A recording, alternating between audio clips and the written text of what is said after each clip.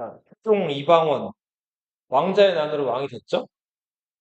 뭐, 쓸 수 있는 데 있으면 써도 좋고, 아니면 그냥 쭉 보시면서, 대답하시면서 보셔도 돼요. 자, 우리 태종의 정치 하면은, 일단은 왕권을 어떻게 하는 작업을 했어요. 그쵸? 왕권을 강화한다는 게 지상 과제, 가장 큰 과제였죠? 왕권 강화 차원에서 태종 이방원이 한 것들, 대부분의 것이 다 왕권 강화에 들어가지만, 특히나 사병을 없앴죠. 자, 그리고 외척을 어떻게 했어요? 음, 자기 부인의 남동생들이나 이런 사람들 다 제거해버렸죠? 자, 원래 그러면 안 되죠. 그러면 안 되는데, 이 태종이 양위선언 자주 했다 그랬죠. 자기 아들한테 왕자리 물려주겠다고 양위선언 했는데, 그때 신하들은 원래 말려야 되는데, 그치. 안 말리고, 뭐 입가에 미소를 띄었다. 예. 자, 이거 누가 뭐 증거도 없는데, 그냥 태종의 일방적인 주장이었는데, 그 자기 부인이었던 원경호 미 씨의 남동생들이었던 민무구, 민무질 이런 형제들을 다 사약을 먹였다 그랬죠? 자, 그리고 민무휴, 민무회 맞아요. 이 태종의 정책 중에 또 하나는 육조 직계제라는 걸 실시했죠.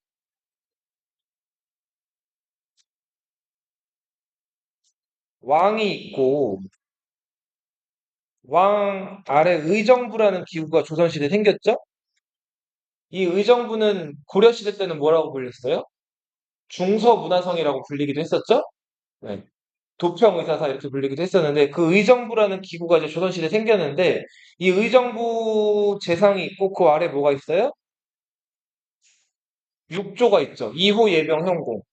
근데 육조에서 직접 왕한테 보고를 하게 하는.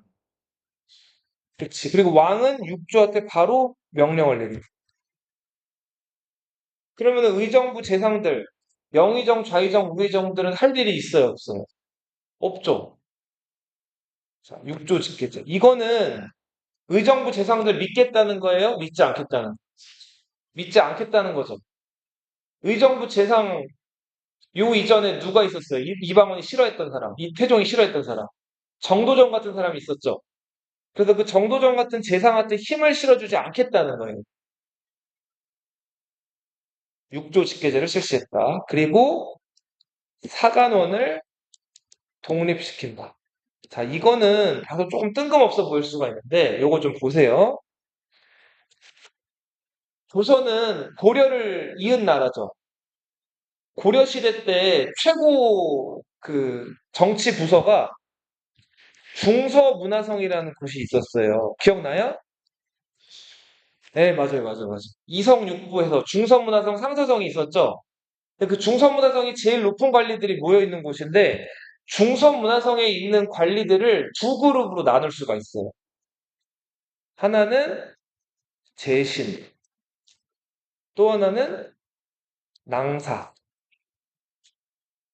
이 재신들은 2품 이상의 고위 관리들이고 1급 공무원, 2급 공무원들이에요. 그리고 낭사는 3품 이하의 비교적 품계가 낮은 관리들이란 말이에요.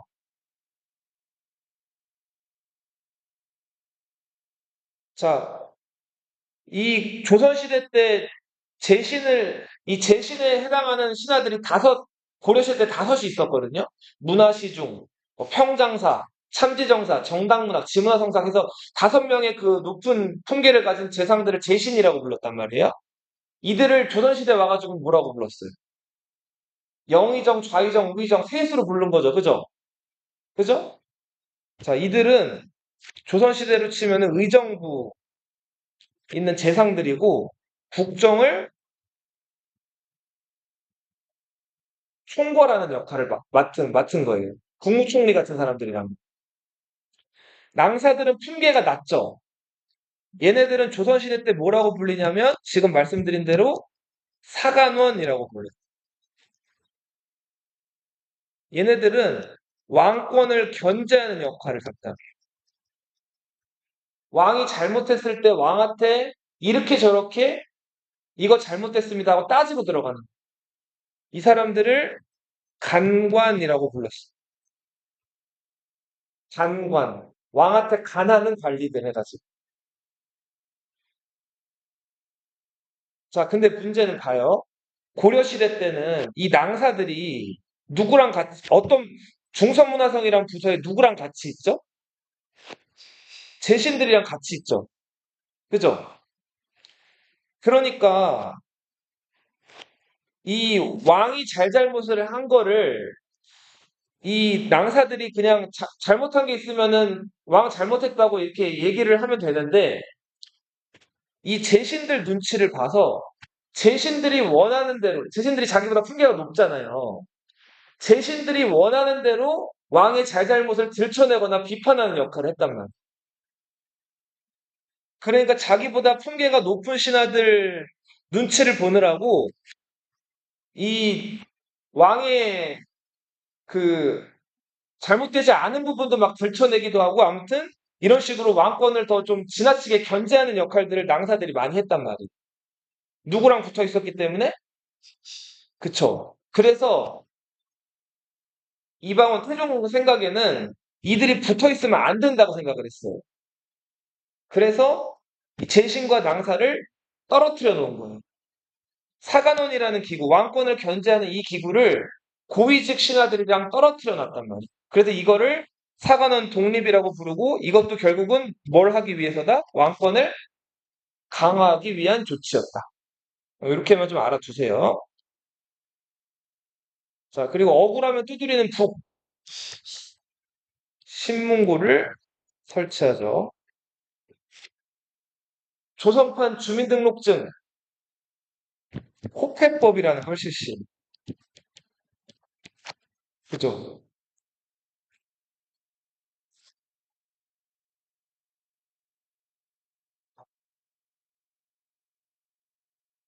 혼일, 강리, 역대 국도 지도. 이거는 우리 동양에서 존재하는 최초의 세계 지도예요. 가장 오래된. 맞아요, 맞아요, 맞아요. 여기에는 이제 당시에 신대륙 개념이 없었기 때문에 미국이나 아메리카들은 기록이 안 돼 있고 중국은 이따만 하게. 그리고 중국 다음으로 큰 게 우리나라. 네.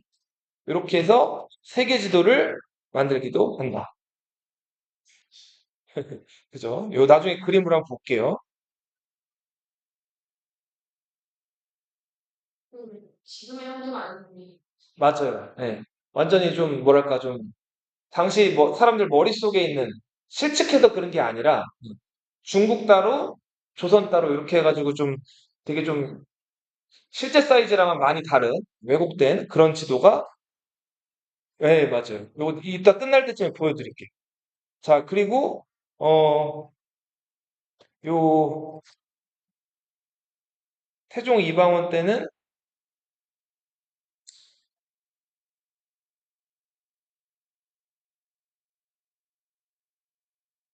네. 자, 우리 저 한양으로 다시 돌아왔죠. 돌아올 때 경복궁은 돌아오기가 좀 그랬죠. 그래서 새로 궁궐을 하나 지었죠. 그 궁궐이 창덕궁을 건설을 하죠.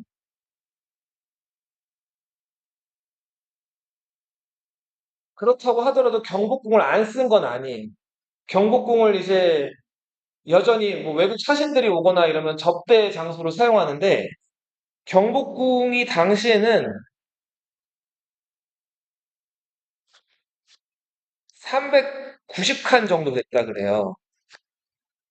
근데 390칸이면은 그러니까 자, 뭐 건물이나 방이 안에 이제 390개가 있다는 건데 일반인들 기준에서는 이게 좀 크다고 느껴질 수가 있는데 한 나라 왕궁이라고 봤을 때는 그게 큰 규모가 아니란 말이에요. 이거를 한 770칸 정도로 늘려요. 그리고 경복궁 안에 외국 사신들이 왔을 때 그 사신들을 화려하게 맞이할 수 있는 그런 잔치 공간을 만드는데 그게 경회루라는 곳이에요. 경회루 혹시 본 적 있어요? 경복궁에 그 주변에 이제 호수처럼 이렇게 막 그 물 있고 위에 이렇게 2층으로 되어 있는 그 누각이 있단 말이에요. 그쵸. 연못 있고 그 위에 이제 이렇게 2층 건물이 있는데 거기 올라가 가지고 사람들 이제 아래 물도 좀 보고 경치도 구경하면서 뭐 먹고 마시고 놀 수 있는 그런 공간을 만드는 경복궁의 경회루를 건설한다.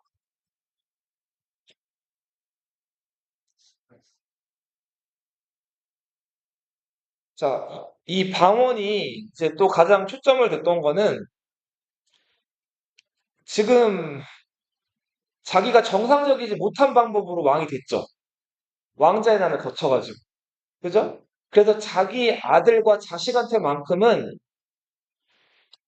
이 세자 자리를 잘 물려줘가지고 왕위를 잘 이렇게 백성들 보기에도 좀 매끄럽게 연결을 시키고 싶었단 말이에요. 자, 그렇게 해서 세자를 책봉하는데 그 세자 책봉 얘기는 옆에다 좀 쓸게요. 보세요. 태종. 부인이 누구였죠?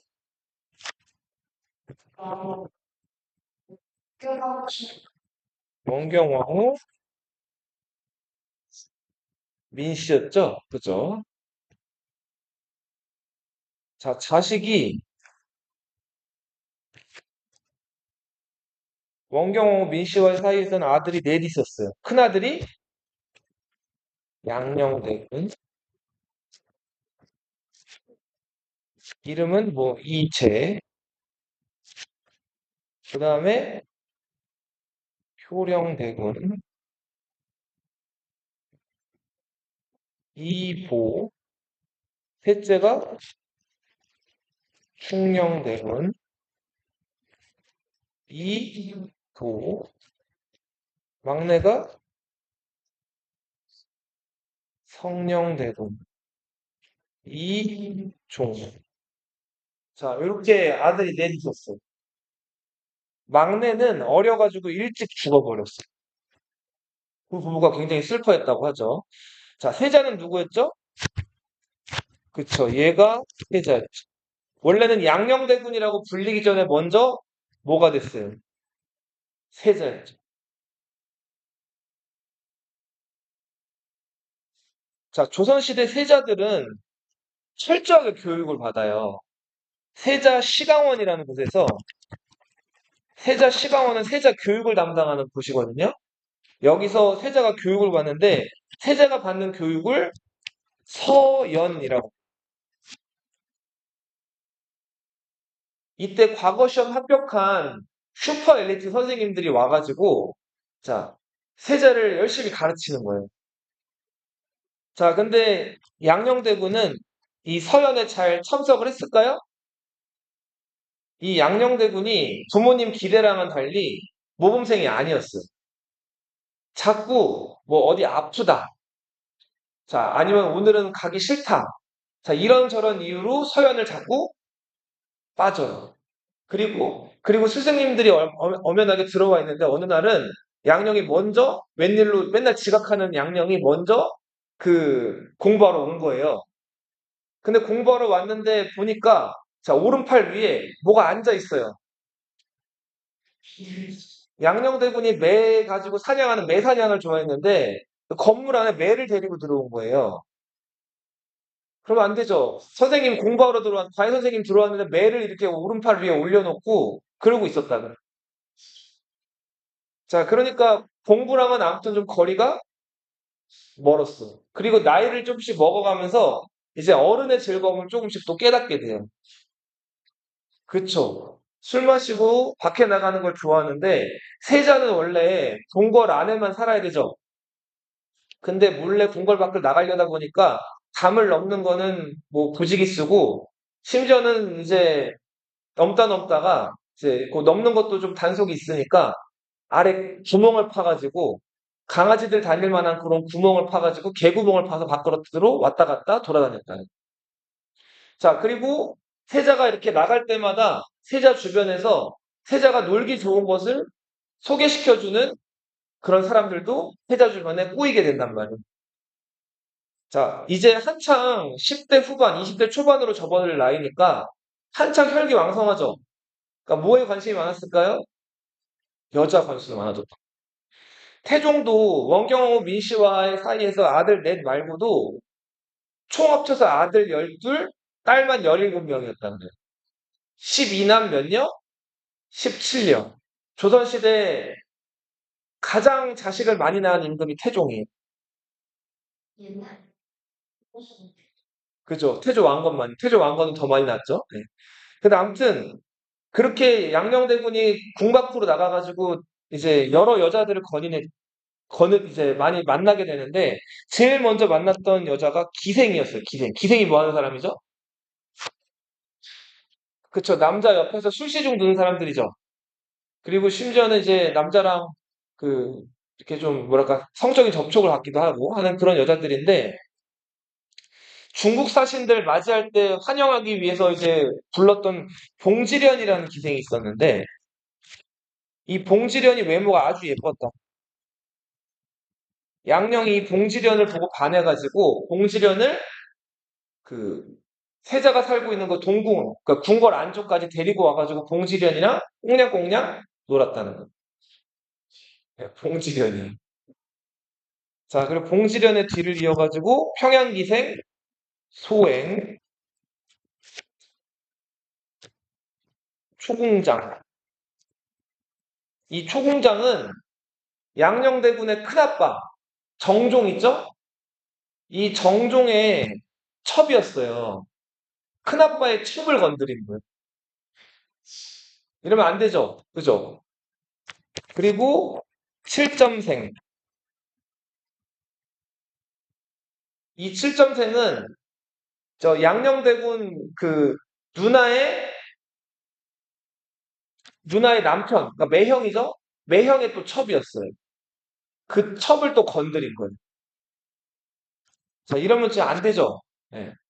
그리고 이제 하다 하다가 어리라는 또 여자를 만나는데 이 어리는 관리, 곽선이라는 관리의 첩이었어요. 그러니까 예쁘다고 하면은 뭐 남의 남편이 있건 없건 상관없이 자기가 세자라는 이유로 누가 못 건드리니까 이렇게 여자들을 막 가까이 하고 심지어는 이 여자들을 궁 안으로 데리고 와가지고 막 이렇게 술도 마시고 놀았단 말이에요.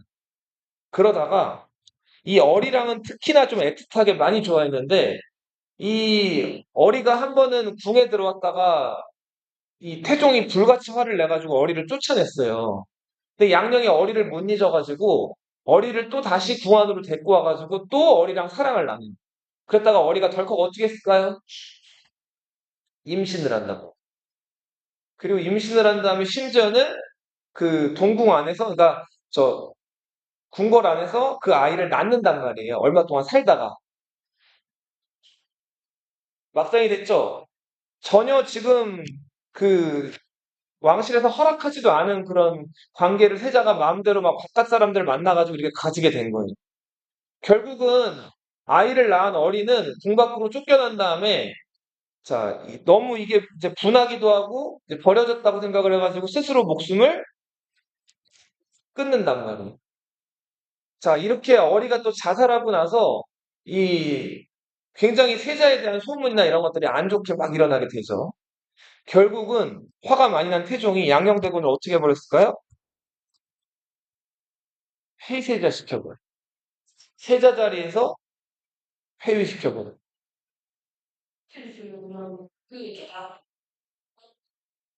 뭐라, 누구? 양녕대군은 궁 밖으로 쫓겨나게 돼. 자, 그 다음에 어떻게 됐을까요? 그 다음에 세자 자리를 비워둘 수가 없기 때문에 세자 자리는 원래대로라면 둘째한테 가야 되죠. 그래서 연려실기술 야사의 기록에 의하면은 이 둘째 효령대군이 이제 형님이 폐위됐다는 얘기를 듣고 준비를 단단히 했다고 하는데 양령이 효령을 불러가지고 야 너가 아니고 충령한테 갈 거야 그렇게 뭐 얘기를 했다고 하기도 해요. 효령대군은 불교에 관심이 많았어요. 조선은 성리학을 기본으로 하는 나라인데 불교에 관심이 많은 아들이라고 하는 거는 이제 조선의 군주로서 맞지가 않죠. 그래서 태종 눈밖에 일찍이 났기 때문에 효령대군은 후보에서 탈락하고, 자, 태종이 어렸을 때부터 걱정했던 아들. 왜 걱정을 했냐면, 그치. 책을 한번 잡게 되면은 이거 끝을 볼 때까지 이걸 다 읽는 거예요. 밤을 새도록 책을 읽는 거예요. 그래서 건강을 해칠까 우려돼가지고 이 왕자 방에 있는 책들을 다 치워버리라고 명령했을 정도로 책을 많이 읽었던 책벌레. 누구? 충녕대군. 근데 또 책을 다 치웠는 줄 알았는데 이 충녕이 알고 보니까 저 병풍 뒤에 책 한 권을 숨겨놨던 거예요. 그래서 그 책 한 권을 이제 사람들 없을 때 몰래 몰래 계속 읽었다. 자, 그래서 굉장히 또 아무 책벌레이면서 또 책만 많이 읽은 게 아니라 이제 태종이 가끔가다 얘를 불러가지고 뭘 물어보거나 일을 시켜보면은 아주 야무지게 일을 잘하고 대답을 또 잘했던 그 충령의 가능성을 알아보고 태종이 충령을 세자로 삼는단 말이에요. 그죠? 양녕대군은 세자를 14년 했는데 결국은 14년 세자 생활에도 이제 결국 보람없이 폐세자를 당해버렸죠. 자, 태종은 충령을 세자로 만든 지 딱 2달 만에 바로 왕위에 올리게 돼요. 그 사람이 2달 만에 왕이 된 누구? 세종이죠, 세종. 자, 태종이 왜 이렇게 충녕대군을 빨리 왕으로 만들었을까요? 그, 리고 세자를 왕으로 올렸다는 건 자기는 어떻게 한 거예요? 양위했다는 거죠. 그러면서 태종은 조선시대 몇 번째? 세 번째 상황이 되죠. 첫 번째 상황이 누구였어요? 태조 이성계였죠. 왕자의 난 당한 직후에 정종한테 왕자를 물려주고 자기가 상황이 됐잖아요. 두 번째 상황은 누구였죠? 정종이었죠. 그죠? 그리고 마침내 세 번째 상황이 된 거예요. 자, 왜 이렇게 왕자리를 빨리 충녕대군한테 물려줬을까요? 자, 문제는 충녕대군이 왕이 된 순간 양녕대군을 따르던 양녕대군이 14년 동안 세자를 했기 때문에 양녕대군을 주변에서 양녕대군을 따르던 무리들이 있겠죠. 이 사람들이 반란을 일으키거나 이 사람들이 뭔가 계획적으로 이 세종을 해코지를 할 수가 있죠. 그래서 태종이 아직 자기가 살아있을 때 그거를 탄탄하게 만들어 주려고 자기가 상황에 오르면서 왕자리를 아직 경험이 없는 어린 세종한테 물려준 거라. 그렇죠. 그리고 뒤에서 왕권을 강화하는 작업들을 이제 자기가 이제 하려고 한 거죠. 자, 그렇게 해서 세종이 왕이 됐어요. 자, 근데 태종이 굉장히 왕권에 집착이 좀 강한 사람이라 그랬죠. 그래서 자기 부인이었던 원경호 민씨의 동생들 다 어떻게 해버렸어요? 그쵸. 질, 휼, 회, 다 제거를 해버렸죠. 외척이라고 하면은 아주 경기를 일으키는 사람이 태종이었단 말이에요. 근데 어린 아들 세종을 왕으로 만들어 놓고 보니까 문제가 또 보였어요. 자, 세종의 부인이 소헌왕후 심씨였어요. 이 소헌하고 심씨의 아빠는 심온이라는 사람이었어요. 누구? 자, 심온은 이 당시에 이제 세종의 뭐가 되는 거예요? 장인어른이 되는 거죠. 세종의 장인어른이면서 태종 때도 높은 관직이나 이런 것들을 다 차지하다가 세종이 왕이 되면서 심온이 영의정이 됐어요. 영의정이면은 관직 중에서 제일 높은 거죠. 그죠? 자, 이렇게 돼서 이 태종 눈에 이 지금 세종의 장인어른이라고 할 수 있는 지금 외척이죠? 외척이라고 할 수 있는 시몬의 권력이 너무 커지는 게 좀 거슬렸던 거예요. 자, 이런 상황에서 태종이 세종한테 양위를 하면서 한 가지 부탁을 하는데, 보세요. 이조랑 병조의 일은 자기한테 보고를 하라. 자, 6조 중에서 2조랑 병조는 뭐 하는 데죠? 2조는 인사 담당이에요. 신하들 여기 배치하고 저기 배치하는 역할을 담당하는. 병조는 뭐 하는 부서예요? 군사 담당이에요. 태종의 생각. 이게 지금 나라에서 제일 중요한 권력들이죠. 이거는 포기하겠다, 포기하지 않겠다? 포기 않겠다는 거. 이조와 병조의 일은 주상, 세종한테 먼저 보고를 할 게 아니라 먼저 나한테 보고를 하라는. 자, 그 6조의 최고 책임자를 뭐라고 해요? 판, 판서라고 하죠. 근데 그 판서들은 중요한데 도장만 찍는 거고 담당하는 거는 그 판서 바로 아래 2인자들이 담당한다 그랬죠. 판서 아래 2인자들을 참판이라고 불러요. 뭐라고요? 그러니까 2조 판서 아래 2조 참판이 있고 병조 판서 아래 병조 참판이 있어요. 병조 참판이었던 광상인이라는 사람이 있어요. 자, 이 사람이 군사 관련된 일을 태종한테 보고를 해야 될 거를 누구한테 보고했을까요? 세종한테 바로 보고를 했어요. 자, 세종이 얼굴빛이 어두워졌다고 하죠. 자, 요거를 태종이 알자마자 불같이 화를 냈어요. 자, 너는 지금 그러더니 강상인을 잡아들이라고 한 다음에 강상인을 고문하기 시작했죠. 자, 강상인은 실수로 임금님한테 자기 일을 보고한답시고 세종한테 보고를 한 건데 태종을 무시하게 돼버린 거예요. 자, 그래서 막 고문을 당하는데 자, 고문이 이상하게도 끝이 없어요. 어느 정도 고문을 했으면 이걸 멈추고서 벌을 줘야 되는데 계속 고문을 하는. 자, 고문을 하면서 고문하는 사람들이 강상인한테 계속 물어본 거는 너 반역을 꾀했지? 저는 반역을 꾀한 적이 없고 실수로 세종대왕한테 보고한 겁니다라고 얘기를 하는데 계속 반역을 꾀했자고 똑같이 물어보면서 너 누구랑 같이 반역을 꾀했잖아. 자, 강상인은 영문도 모르고 계속 고문을 당했어. 그죠? 그러다가 고문을 하는 사람들이 강상인한테 가가지고 귀띔을 하죠. 야, 너 좀만 더 고문하면 당하면은 진짜 죽을지도 몰라. 이 사람 얘기를 해. 누구? 시몬 얘기를 하라는 거예요. 시몬이랑 같이 합의를 해가지고 반란을 꾀했다는 얘기를 하라는 거예요. 근데 강상인은 시몬이랑 평소에 교류도 없을 뿐더러 전혀 그런 걸 한 적이 없어요. 처음엔 거부하다가 고문을 계속하니까 어떻게 했을까요? 결국은 영의정 시몬과 반역을 꾀했다는 말을 실토하게 된단 말이에요.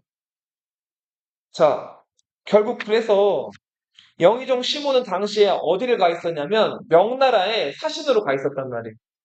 이 명나라에 사신으로 갈 때 시몬이 세종대왕의 장인이기도 하고 워낙 인기가 많아가지고 환영 인파가 엄청 났다는데 태종은 이것도 마음에 안 들어 했었어요. 근데 아무튼 명나라에 사신으로 가 있던 시몬이 자, 이 강상인 입에서 시몬 입이 말이 나오게 되면서 결국은 영모에 걸려들게 된 거예요. 자, 그렇게 해서 아무 죄도 없는 시몬이 자, 문 닫고 가, 문 닫고. 명나라로 돌아오는 길에 바로 의금부 군사들에게 잡혀가지고 의금부 감옥에 갇히게 돼요. 그리고는 또 죄 없는 사람을 막 끝도 없이 고문을 하다가 결국은 시몬도 죽게 되요.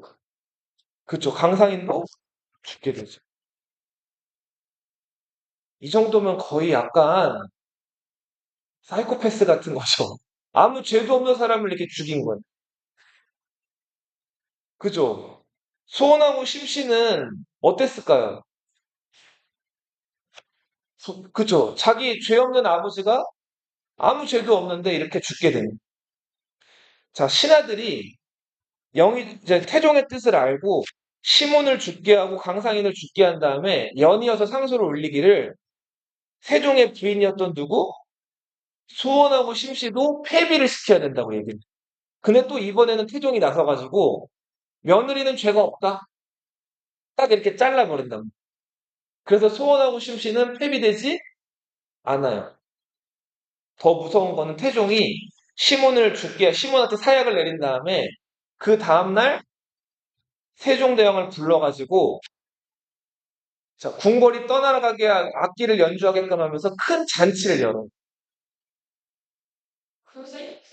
그죠? 자, 세종대왕은 그 잔치에서 이제 굉장히 어땠을까요, 마음이? 물적하고 불편했겠죠? 근데도 불편한 티를 내면 돼요, 안 돼요? 안 되죠. 잔치 자리니까 아버지 분위기를 맞춰가지고 막 즐겁게 술도 마시고 즐겨야 되죠. 근데 자기 장인어른이 이렇게 죽었기 때문에 자기 지금 부인은 어때요? 너무너무 슬펐겠죠? 자, 그래서 세종대왕은 이런 상황 속에서 왕이 됐고 자기 장인어른이 아버지에 의해서 죽게 된답니다. 세종대왕은 이런 상황을 잘 이해를 해가지고 자기 부인이었던 수원왕후 심씨를 아주 아껴요. 그리고 수원왕후 심씨와의 사이에서 여러 자식들을 낳는데 쭉 내려가 볼게요.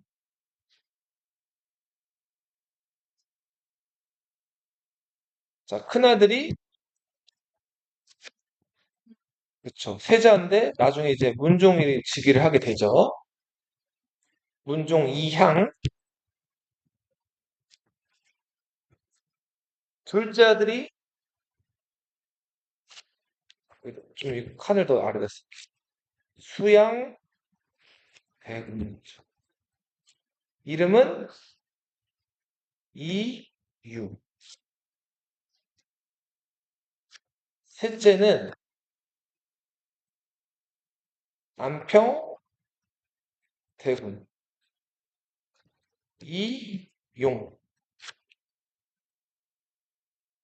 넷째는 이명대군. 여기부터는 뭐 다 쓰진 않을게요. 그리고 다섯째는 여기 앞에 무덤 있죠. 광평대군. 19살에 죽었다고 하죠. 맞아요. 그 야사에 전해져 내려온 이야기고 실록에는 그냥 아파서 죽었다고 나와. 자, 그리고 여섯째가 금성대군이. 일곱째가 평원대군. 막내가 영흥대군. 아들을 8명 낳았어. 어? 수원왕후 심씨 한 명에. 18남 4녀를 낳았어요. 세종대왕이. 총. 근데 그 중에서 첫 번째 부인이랑 8남 2녀를 낳았어. 그러니까 부부 금슬 사이가 좋았던 거야, 안 좋았던 거야? 좋았던 거죠. 자식을 10명이나 낳았으니까. 자, 요 얘기는 조금 더 나중에 할 거고, 이제 세종대왕 즉위한 다음에 정치를 좀 얘기를 해볼게요. 자, 그리고 태종이 세 번째 상황으로 즉위했죠. 그러면 원래 있던 상황 정종은 어떻게 됐을까요? 그때 정종이 살아있었거든요. 그쵸. 이때 태종이 1400년부터 1418년까지 18년 동안 왕위를 있다가 왕자리를 세종한테 물려준 게 1418년이란 말이에요. 그리고 1418년부터 1422년까지 4년 동안 사막 노릇을 하고 죽어요. 그럼 자기 형이었던 정종은 뭐가 됐을까요? 이성계는 자, 정종이 사왕이 되면서 이성계는 뭐가 됐었죠? 태상왕이 됐었죠. 그죠? 근데 정종을 태상왕으로 높였을까요?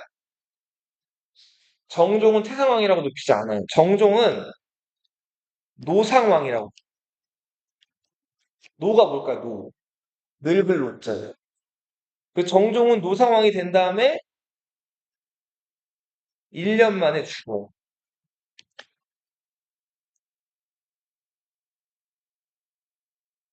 자, 이렇게 해서 세종이 4대 임금으로 즉위하게 되죠. 자, 세종대왕. 자, 세종대왕은 아버지 때랑은 달리 의정부 서사제라는 거를 실시하죠. 왕이 있고 의정부가 있고 육조가 있으면 육조 직계제에서는 육조가 왕한테 직접 보고하죠. 의정부 무시하고. 그리고 왕이 육조한테 직접 보고 이제 명령을 내리는데 이거는 왕권 강화 측면에서는 좋을지 몰라도 왕의 업무량이 어떻게 될까요? 엄청 많아진단 말이에요. 그래서 육조에서 의정부에 보고를 하면 영의정, 좌의정, 우의정이 이거를 가지고 이제 토론을 하는 거예요. 회의를 해요. 그래서 왕한테 보고하지 않을 것들을 추려가지고 왕한테 보고를 해요. 그럼 왕은 이거를 육조한테 직접 명령을 내리는 게 아니라 누구한테 명령을 내려요? 의정부의 명령을. 그리고 의정부에서는 이걸 다시 육조에게 명령을 내리는 거예요. 자, 이 의정부 소사제에서 활약했던 이 의정부 재상들 중에 유명한 사람이 황희정승 들어봤어요? 그리고 황희의 같은 파트너 맹사성 같은 사람.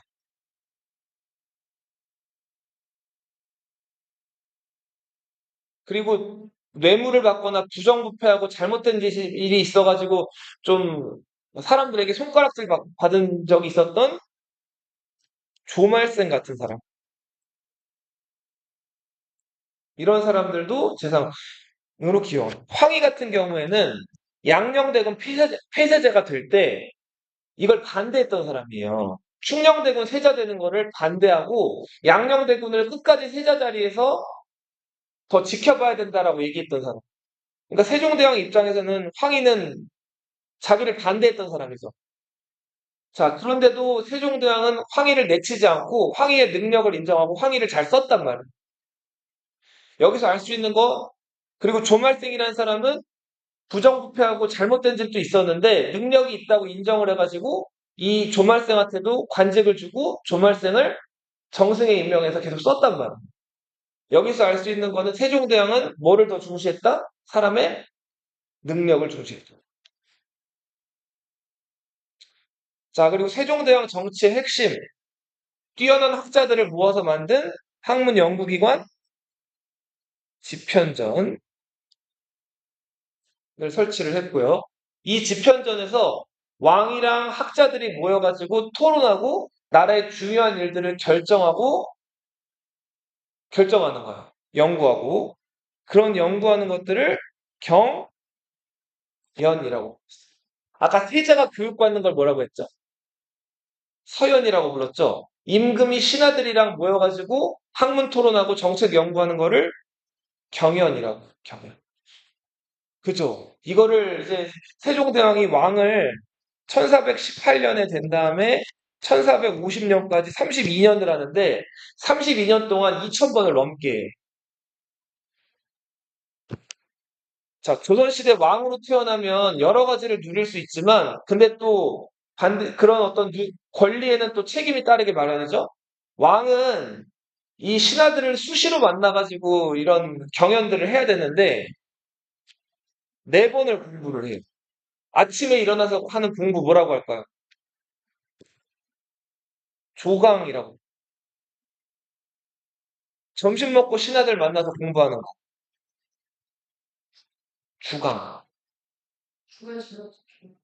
자면은 이제 신하들이 깨우기도 하죠. 왕이 조는 경우가 있어요. 예를 들면 중종 때 임금이 졸거나 아니면 임금이 신하들 얘기를 잘 좀 딴짓을 해가지고 다시 못 들었거나 이러면은 신하들이 왕을 꾸짖기도 해요. 그죠? 네. 이게 이제 조선시대 대관들의 역할이죠. 그리고 저녁 때 하는 공부를 석강.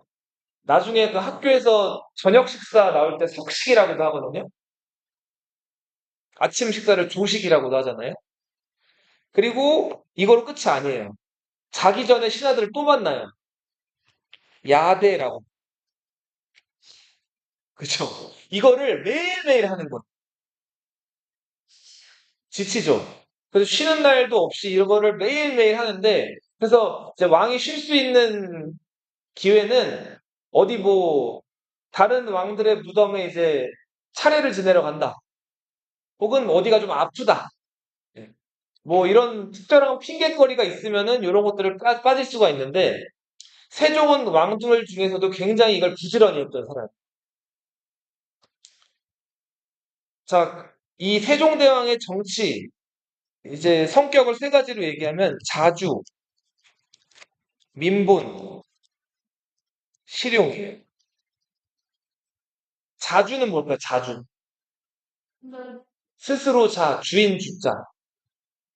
자, 이렇게 스스로 주인이 돼가지고 하는 것들. 민본이 뭘까요?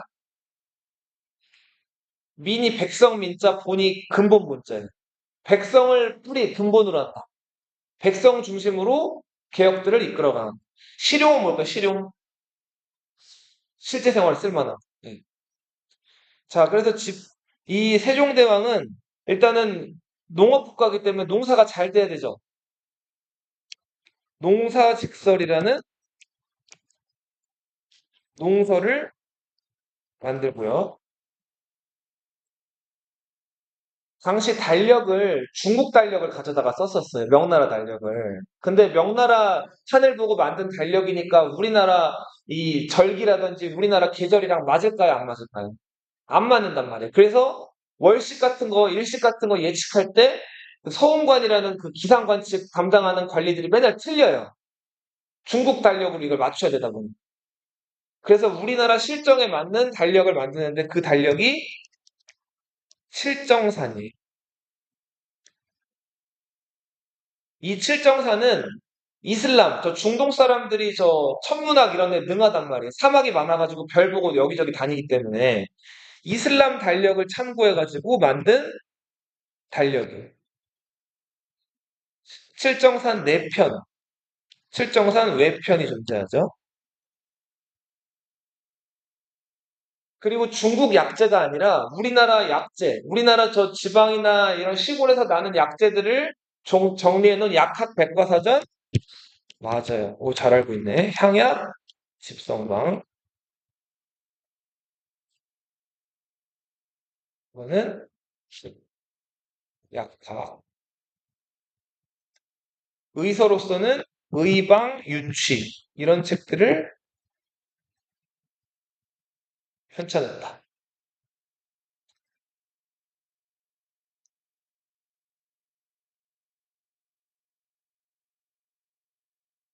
자, 그리고 우리 저 말은 지금처럼 한국어를 쓰는데 글을 이제 한자를 썼죠. 그죠? 우리나라 사람들이 우리 말이나 이런 것들을 표현하기 좋은 우리 글을 만들어내죠. 훈민정음을 창제하죠. 그리고 많은 사람들이 알게끔 하기 위해서 어떻게 해요? 반포하죠? 훈민정음으로 만든 첫 작품, 조선 건국의 정당성을 노래한 용비 어천가, 해동 육룡이 나르샤. 여기서 육룡은 우리 저 고려시대 때 이한사라는 향리 기억나요? 이한사. 그죠? 쌍성총관부 지역에 정착했던 그 이한사부터 저 이방원까지 세종대왕의 여섯 위의 그 조상들 있죠? 그 여섯 임금들을 육룡이라고 표현해요. 육룡. 그리고 그들이 이제 조선을 건국한 거에 대한 정당성을 노래한 그런 용비어천가. 그리고 조선은 유교의 나라라서 불교를 좋아하진 않았지만 여전히 조선 왕실에서는 세종대왕도 불교 행사에 자주 참여했고 그 부처 자체에 대해서 긍정적으로 생각하는 경우가 많았단 말이에요. 부처의 일대기를 노래한 석보 상정. 이 석보상절은 특히 세종대왕의 아들 중에서 불심이 깊었던 누가 주도해서 썼을까요? 수양대군이 이거를 본다.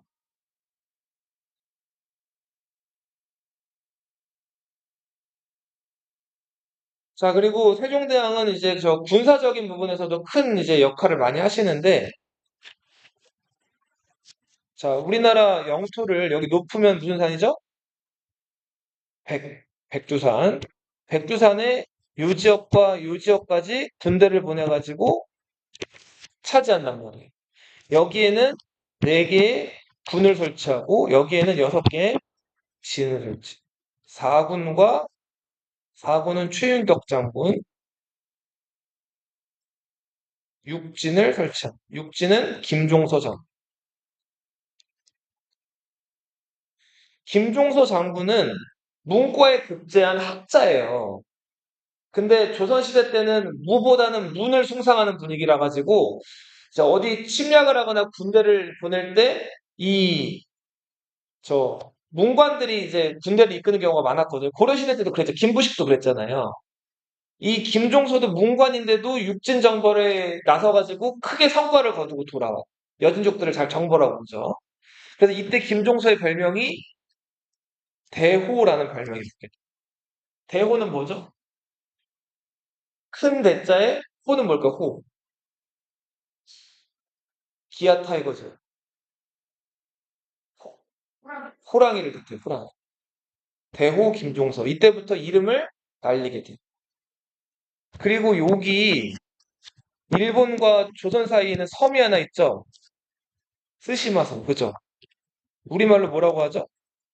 대마도를 정벌하게. 여기가 고려시대 때부터 왜구의 소굴이라 가지고 여기를 보내는데 이종무 장군을 보내가지고 정벌을 해요. 근데 이게 몇 년에 이루어진 거냐면 지금 선생님이 좀 나중에 쓰긴 했는데 세종 1년에 이루어진 거거든요. 세종 1년이면 누가 살아있을 거예요? 태종이 살아있을 때죠. 병사 관련된 일을 태종한테 보고하라고 했지. 이 대마도 정벌은 사실상 누가 계획하고 누가 시킨 거다? 태종이 시킨. 근데 이게 감춰진 이야기가 하나 더 있어. 대마도 정벌을 이종무가 이끄는 이제 배들, 이제 많은 회군들이 가가지고 대마도를 처음에 가서 일본 왜구들이 대비를 잘 안 했기 때문에 왜구들을 잘 무찔렀단 말이에요. 그죠? 근데 그 대마도에 산이 많은데 이종무랑 그 대마도 점령한 장군들이 욕심이 나가지고 공을 세우려고 길도 잘 모르면서 그 산속으로 들어갔어요. 왜구들 더 때려잡으려고. 근데 왜구들이 이번에는 준비를 하고 있다가 이 이종무 군대를 기습을 한 그래서 이때 이 조선 군대가 몇 명이 죽어요. 자, 첫 번째 전투에서 승리해가지고 막 기세 좋다가 한번 기습에 당하면서 좀 죽어가지고 한번 깨갱하게 된 거란 말이에요. 자, 그래서 약간 이긴 것도 아니고 진 것도 아니고 좀 떨떠름한 상태에서 이종무가 돌아오게 된다. 근데 이거 보고는 어떻게 보고했을까요? 이겼다고 보고를 해요. 누구 체면 때문에? 이걸 누가 시켰죠? 태종이 시켰죠. 태종 체면 때문에 이걸 이겼다고 보고하고 실록에는 이겼다고 기록을 해요. 근데 그로부터 얼마 뒤 이종무가 어떻게 됐을까요? 죽지는 않고 파직돼가지고 귀양을 가는 군대를 함부로 움직여가지고 대마도에서 결국은 결과적으로는 이긴 게 아니죠. 그죠? 이게 대마도 정권.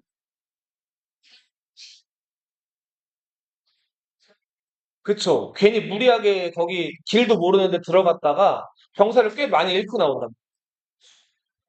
그죠. 그러니까 아무튼 그 병사라고 하더라도 이제 적은 병사들은 아니니까. 자, 그렇게 해서 이종무가 이때 파면당한다. 자, 이런 식으로 세종대왕은 여러 면에서 정치적으로 아주 탁월했다.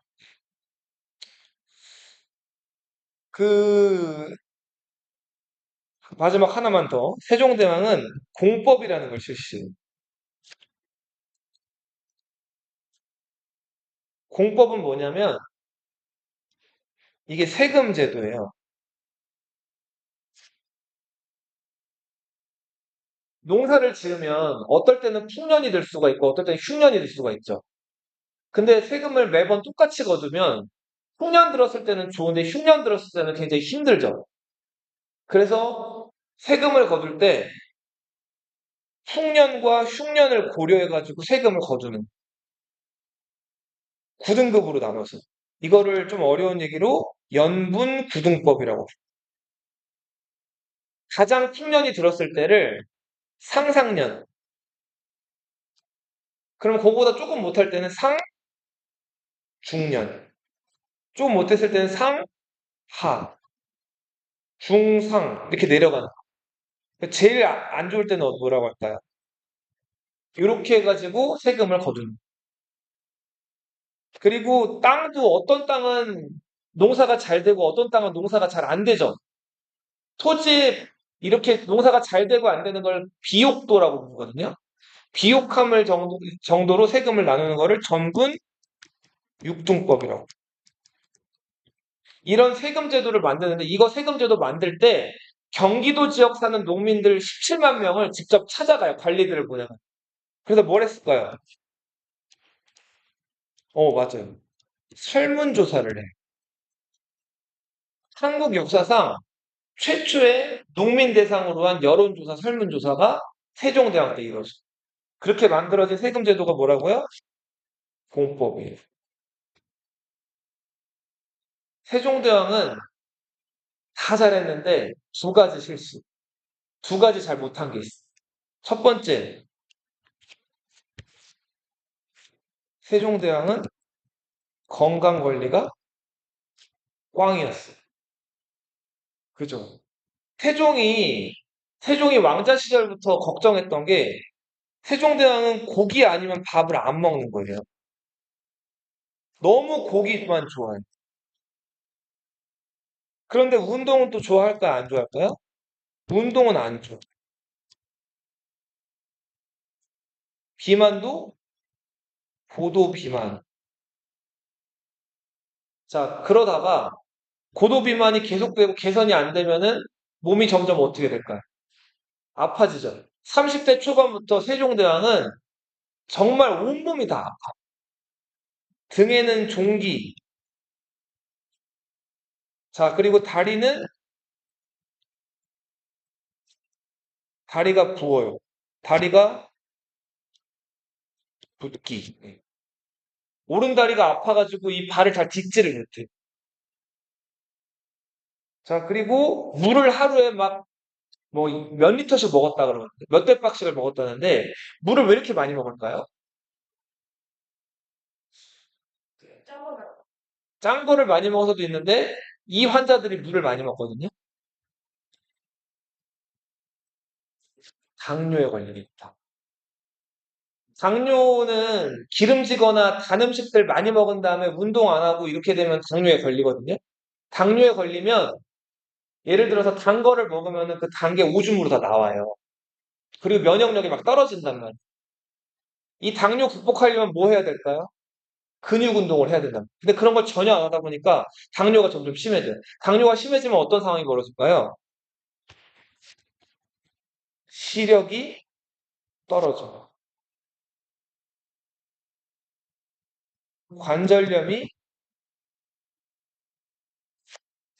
생긴단 말이에요.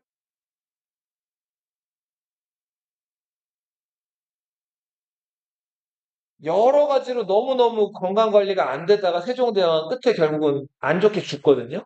네. 잘 일어나지도 못하고.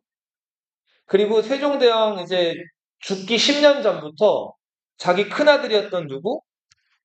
문종한테 아버지 대신해서 정치를 해라 해가지고 뭘 맡길까요? 대리청정이라는 걸 맡겨. 그래서 문종은 일찍이 세자 시절부터 아버지 뒤를 이어가지고 정치 경험을 많이 쌓는다.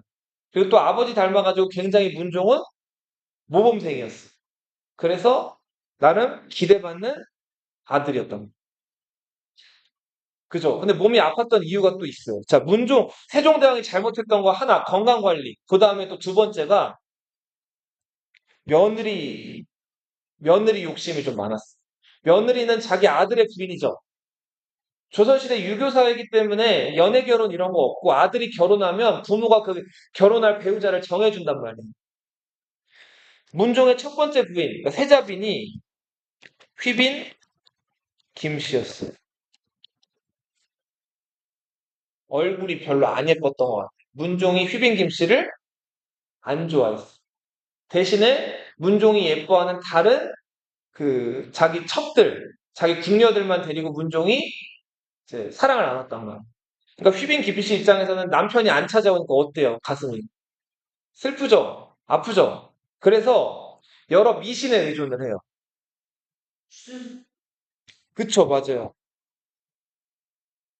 자, 꽃신, 자기가 신었던 꽃신을 태워가지고, 태운 재를 이제 물에 타가지고 남편한테 먹이면은 남편이 자기를 좋아하게 된다. 그리고, 자, 뱀이 교접. 교접이라고 하는 거는 뱀끼리 짝짓기 하는 거예요. 짝짓기 할 때 나오는 그 액이 있다 그래요. 그 액을 묻힌 헝겊을 품에 간직하고 있으면은 남자가 그쵸. 자기를 사랑한다. 뭐 이런 것들을 믿어가지고 이런 걸 실제로 해요. 자, 이런 거 세자빈으로서 할 일이 아니에요. 쫓겨나요.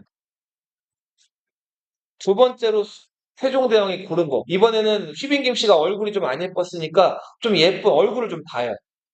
자, 그렇게 예쁜 여자를 좀 고르는데 순빈 봉 씨. 자, 이 순빈봉 씨는 문종한테 사랑받으려고 문종이 올 때면은 궁녀들 시켜가지고 막 노래를 부르기도 하고 막 이렇게 저렇게 문종 마음을 얻으려고 했어요. 근데 또 문종은 이 순빈봉 씨한테 마음이 별로 없었어. 자, 그러다 보니까 순빈봉 씨가 외롭기도 했었고 뭐에 빠질까요?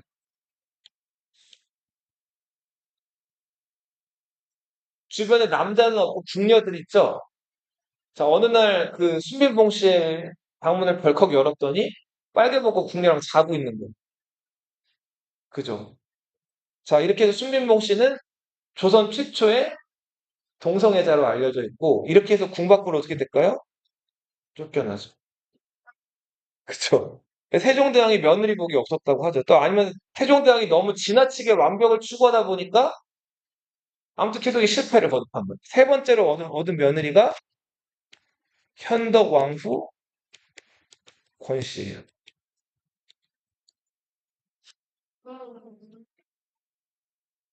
자, 문종과 사이가 아주 좋았고 아들을 낳아요. 그 아들이 단종이죠. 이름은 이홍이죠. 근데 단종을 낳고 나서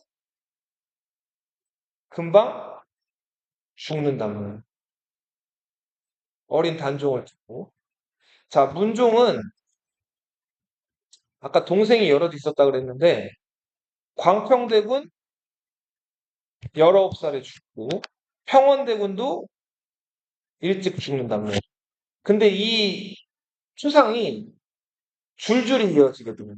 자, 어떻게 되냐면 세종대왕 1442년에 현덕왕후 권씨가 죽고요. 1444년에 광평대군이 죽어요. 1445년에 평원대군이 죽어요. 1446년에는 엄마, 누구? 수원왕후 심씨가 죽어요. 자, 이게 그냥 죽은 걸로 끝이 아니라 조선시대 때는 누가 죽으면 뭘 할까요?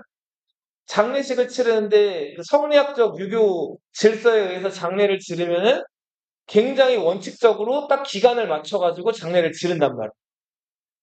상복을 입고 이제 네, 제사상 같은 거 차려놓고 죽은 사람을 위해서 매 끼니 때마다 뭘 할까요? 상주들이. 아이고, 아이고 하면서 곡을 해요. 그리고 이때 그 곡을 하면서 장례를 지낼 때는 음식도 가려서 먹어요. 그리고 사람이 그렇게 평소에 안 하던 짓을 하고 이렇게 상복 같은 거 입고 계속 의식 치르다 보면 힘들어요, 안 힘들어요? 힘들죠? 근데 이거를 지금 연거푸 몇 번을 한 거죠? 네 번을 했죠? 그리고 특히 마지막 상이었던 수원왕후 심씨, 엄마 돌아가셨을 때 몇 년 상 해야 되죠? 3년 상을 해야 돼요.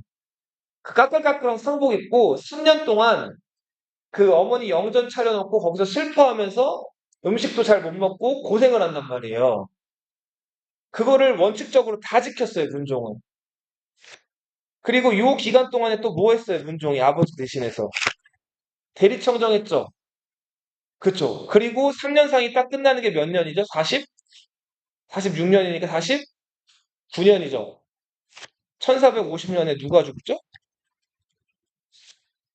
아버지가 돌아가셨. 아버지 돌아가셨으니까 또 몇 년 상 해야 돼. 3년 상을 또 해야 돼. 상만 지금 몇 년을 치는 거예요, 내리. 그래서 10년을 치는 거예요. 몸이 어떻게 됐을까요? 쇠약해졌겠죠. 왕이 되고 나서 문종이 2년 만에 죽어요. 그리고 누가 즉위했다? 12살에 즉위해요. 수양대군이 왕자리에 욕심이 났죠? 네. 그렇게 해서 조카를 어떻게 해서 나중에 결국 조카를 상왕으로 올리죠. 조선시대 네 번째 상왕이 누구예요? 단종이에요. 그 다음에 자기가 왕이 됐는데 이 사람이 누구다? 단종 복위 운동이 일어났을 때 관련된 사람들을 다 죽이죠. 자기 여섯 번째 동생이었던 금성대군도 죽이고 단종도 유배분에서 뭘로 강등시키죠? 노상군으로 강등시켰다가 어떻게 했죠? 단종도? 그렇죠. 사약을 먹여서 죽이죠. 그죠? 기록에 의하면 실록의 기록에 의하면 단종이 자살했다고 나오는데 아마 타살의 흔적이 좀 농후한 자살이죠. 자, 그리고 세조가 이제 조선을 이끌어가게 되죠. 여기까지 할게요.